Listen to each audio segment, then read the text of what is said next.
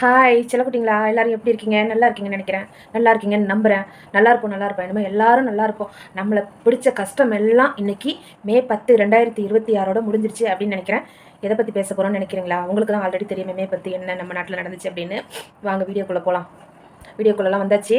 இந்த video skip பண்ணாமல் last வரைக்கும் பாருங்கள். ஏன்னா ரொம்ப ரொம்ப ரொம்ப ரொம்ப முக்கியமான வீடியோ. மிஸ் பண்ணிடாதீங்க. என்னை கண்ணு பார்த்தாலே உங்களுக்கு நல்லாவே தெரியும் எந்த அளவுக்கு நான் ஃபீல் பண்ணி அழுதுருப்பேன். இது சாதாரண அழுகலாம் கிடையாது. இது ஆனந்த கண்ணீர். தோல்வியில் அழுததில்லை. நான் ஓட்டு போட்டுட்டு வந்த அன்னைக்கு இது எனக்கு மட்டுமா அப்படின்னு எனக்கு தெரியல. ஆனால் ஒட்டுமொத்த ரசிகர்களும் இப்போ உள்ள யங் ஜெனரேஷன் எப்படின்னு எனக்கு தெரியாது. நான் என் குழந்தைய அவரோட அந்த விளம்பரம் வந்தாதான் அண்ணாவும் அவங்க அம்மாவும் ஆட் பண்ண அந்த விளம்பரம் அது எப்படா டிவியில் வரும் அப்படின்ட்டு அதை பார்த்து சாப்பாடு ஊட்டி அப்படி வளர்த்த என் குழந்தை சின்ன வயசுலேருந்து பார்த்து பார்த்து வளர்ந்தது. ஒரு பெரிய ரோல் மாடல். அவர் அந்த ஆக்டர் அதெல்லாம் எங்களுக்கு தெரியாது. எங்கள் ஃபேமிலியில் ஒருத்தர், அதை விட அவர் எங்களுக்கு ரொம்ப எப்படின்னு தெரியாது. எப்படின்னு ஏதோ ஒரு ஃபீல். ஆனால் அந்த இன்னைக்கு அந்த சைன் பண்ணுறப்போ அந்த ஜோசப் விஜய் எனும் நான் அப்படின்னு சொல்கிறப்போ ஆட்டோமேட்டிக்காக கொட்டுது. தாரையாக தண்ணியாக கொட்டுது. வாயிலேருந்து பேச்சு வரல.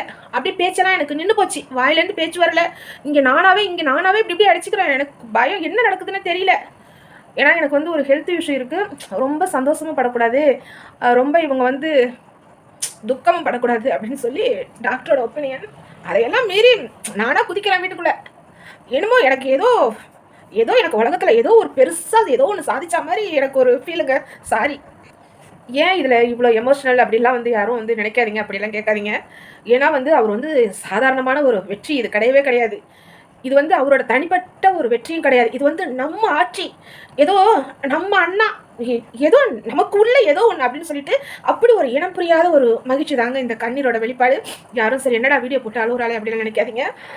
ஏன் இதை நான் சொல்ல வரேன் அப்படின்னா, நம்ம கட்சி ஆரம்பித்து 2 வருஷம் அவர் இந்த சினி ஃபீல்டு 30 வருஷம் பேக்கில் போய் பார்த்தோம்னா படாத அவமானம் கிடையாது, கெட்ட பேர் வாங்காத இடமும் கிடையாது.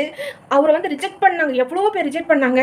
இது இப்போ கட்சி ஆரம்பித்து சினி ஃபீல்டில் மட்டும் கிடையாது, கட்சி ஆரம்பித்து 2 வருஷத்தில் இந்த அளவுக்கு எத்தனை தடை கூட கிடையாதுங்க. எத்தனை சரி, எவ்வளோ சம்பவம். ஒரு மனுஷனை திரும்புகிற பக்கம்லாம் அடித்து நொறுக்கி தும்சம் பண்ணி அத்தனையும் சலிக்காமல் அத்தனையும் ஏற்றுக்கிட்டு போராடி இன்னைக்கு தன்னை அவமானப்படுத்தினவங்களா இருந்தாலும் அவங்களும் என் மக்கள் தானே, அவங்களுக்கும் நான் முதலமைச்சர் தானே, என்னுடைய மக்கள் தானே, அவங்களுக்கும் நான் பாதுகாப்பு கொடுக்கணும் அப்படின்னு அந்த ஒரு வார்த்தை யாருங்க சொல்லுவா? யோசிச்சு பாருங்க, யாருக்கிட்ட வரும் அந்த ஒரு வார்த்தை?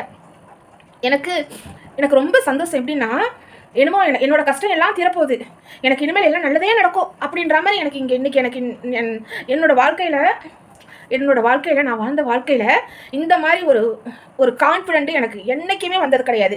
பெட்டியாக பணம் வச்சுருந்த நேரத்துலையும் வரல. நான் ஆஹா ஓஹோ அப்படின்ட்டு அப்படி ஒரு லைஃப் வாழ்ந்தப்பையும் எனக்கு அப்போ இந்த ஒரு கான்ஃபிடென்ட்டு எனக்கு வரவே இல்லை. எனக்கு பிடிச்சவங்க என்னை சந்தோஷப்படுத்துகிறப்ப கூட இந்த மாதிரி அதாவது சந்தோஷம் அப்படிங்கிறது வேறு, நம்பிக்கை அப்படிங்கிறது வேறு. அந்த நம்பிக்கை இங்கே எனக்கு இன்னைக்கு எண்ணில் அடங்காதுங்க. அண்ணாவை போய் நேரில் பார்க்க முடியல, எத்தனை கோடி மக்கள் நேரில் பார்க்க முடியலனாலும் டிவியில் பார்த்து கண்ணீர் விட்டு கதறி அழுதத்தில் நானும் ஒருத்தியாக தான் இருப்பேன். இப்போ உள்ள இந்த ஃபஸ்ட்டு ஓட்டு போட்ட அந்த 18 வயசு பசங்கள்லாம் ஒரு ஆக்டராக, ஒரு ஃபேவரட் ஆக்டராக பார்த்துருப்பீங்க. ஆனால் எங்களுக்கெல்லாம் அப்படி கிடையாது. என் குழந்தையே அவரை பார்த்து தான் வளர்ந்தோம். ஏன் இப்படி சொல்கிறேன் அப்படின்னா, யாரோட வாழ்க்கையிலையும் சந்தோஷம் மட்டுமே இருக்காதுங்க. கஷ்டம், நஷ்டம், துன்பம், ஏன் அவமானம். நம்ம கூட இருக்கிறவங்களே நம்மளை அவமானப்படுத்துவாங்க, அசிங்கப்படுத்துவாங்க, நம்மளை கேவலப்படுத்துவாங்க. அவங்க ஒரு மெஜாரிட்டியில் இருக்கிறப்போ நம்ம மைனஸாக இருந்தோம் அப்படின்னா நம்மளை நம்ம மூஞ்சி ஃபேஸ் டு ஃபேஸ் பார்த்து பேசுகிறப்போ நம்மக்கிட்ட நல்லா ஹாப்பியாக சந்தோஷமாக இருக்கிற மாதிரி நடிப்பாங்க. நம்மளை முன்னாடி விட்டு பின்னாடி நம்மளை ரொம்ப கேவலமாக பேசுவாங்க. அதையெல்லாம் காதில் தயவு செய்து இனிமேல் வாங்காதீங்க, எதுவுமே வாங்காதீங்க. இதெல்லாம் நம்ம வாங்கி அவங்களுக்கெல்லாம் நம்ம ரிப்ளை கொடுத்தோம் அப்படின்னா நம்ம போய் சேர வேண்டிய இடத்த நம்ம போய் சேரவே முடியாது. இதுக்கெல்லாம் ஃபார் எக்ஸாம்பிள் நம்ம அண்ணா தான். அப்புறம் நம்ம ஒரு ரோல் மாடலாக கண்டிப்பாக இனிமேல் எல்லாருக்குமே சரிங்க. நம்ம சேனலில் உள்ளவங்க மட்டும் கிடையாதுங்க. எனக்கு இந்த பேட் கமெண்ட் போடுற பசங்களாக இருக்கட்டும், யாராக இருக்கட்டும், உங்கள் வாழ்க்கையில் உங்களை தாழ்வு பண்ணி தாழ்த்தி பேசுகிறவங்க, உங்களை கேவலமாக நினச்சாக்கா லைட்டாக ஒரு ஸ்மெயில் மட்டும் பண்ணுங்கள், அதை இங்கே வாங்கி வச்சுக்கோங்க. கண்டிப்பாக நம்மளும் ஒரு நாள் நல்ல நிலைமைக்கு வருவோங்க. நமக்கான ஒரு நாள் கண்டிப்பாக நமக்கும் நடக்கும். இப்போது இவ்வளோ சாதிச்சு, இவ்வளோ அவமானம், இவ்வளோ தடைகள், இவ்வளோ சரி, இதையெல்லாம் சாதிச்சு இன்னைக்கு நிற்கிறாரு.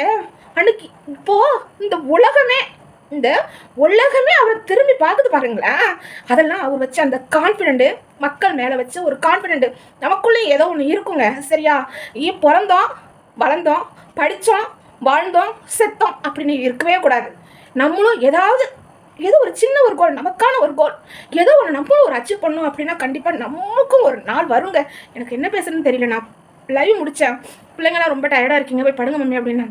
இல்லை நான் டிவியில் பார்த்துட்டே இருந்தேன். இவ்வளோ கான்ஃபிடென்ட்டாக இத்தனையும் வென்று அந்த மனுஷன் இன்னைக்கு அவர் நினச்சதை சாதிச்சாரோ இல்லையோ, மக்கள் நினச்சதை சாதிச்சிட்டாங்க. மக்கள் திருப்பி மகேசன் திருப்பின்னு சொல்லிட்டு சும்மாலாம் சொல்லலைங்க. எல்லாத்தையும் கடந்து இந்த இடத்துல உட்காந்துருக்காங்க.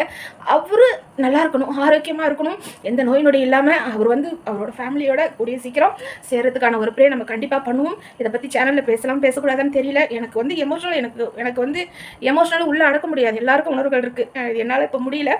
பசங்களுக்கும் சரி, இன்க்ளூடிங் என்னையும் சேர்த்து தான் நான் சொல்கிறேன். இனிமேல் யாருமே எல்லாருக்கும் பிரச்சனை வருதான் சும்மா தூசி தட்டி விடுற மாதிரி தட்டி விட்டு போய்கிட்டே இருங்க. சரியா? நமக்கும் ஒரு நாள் வரும், நம்மளும் ஒரு நாள் மேலே போவோம். மேலே போகிறனாலும் நம்மளும் 4 பேர் மதிக்கிற மாதிரி ஒரு இடத்துல இருப்போம். கான்ஃபிடென்ட்டாக இருங்க. அண்ணா டைலாக் மாதிரி தான். கான்ஃபிடென்ட்டாக இருங்க. எப்படி? கான்ஃபிடென்ட்டாக இருங்க. டவுன் ஆகாதீங்க. நல்லதே நினைப்போம், நல்லதே நடக்கும். வெற்றி நிச்சயம். நம்ம வாழ்க்கையில் ஒரு நாள் நம்மளும் நினச்ச இடத்த கண்டிப்பாக அடைவோம். நன்றி, வணக்கம் செல்லக்குட்டிங்களா. Bye. Love you so much guys.